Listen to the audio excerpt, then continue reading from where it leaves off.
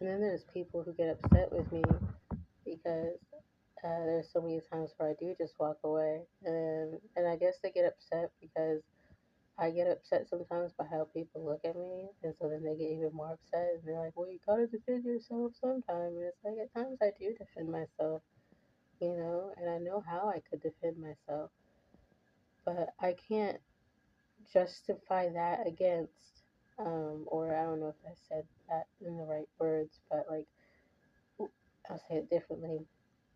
When it comes to my time and my energy, right? And how I'm feeling with people. If I start to feel unsafe, and like I said, I felt like I was being raped over the phone. So if I feel like that, then this is a government official, right? If I'm fighting back, that's more me being in that energy. That's more me being around someone I definitely deeply don't like and who apparently doesn't like me but is trying to do her job apparently and failing. Um, and But yeah, that's me being around someone and having to deal with someone and their constituents who are most likely going to be on her side, right? Because they are blindly loyal to each other. And they're going to try to gaslight me as they do, right? And make it seem as though I am the problem whenever I'm not in that instance.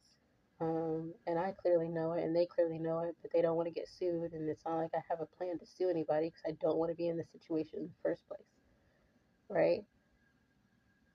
My idea, unless I'm being actually physically attacked, right? I don't have to interact with you. I could just end things right then and there and move on. You know, I have, there are so many different options when it comes to receiving help.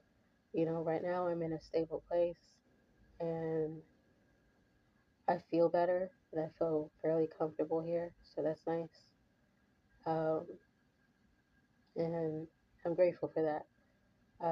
And there are other places I can get, food or hygiene supplies and etc. So I'd rather go for different options. The only government official I like dealing with is the police.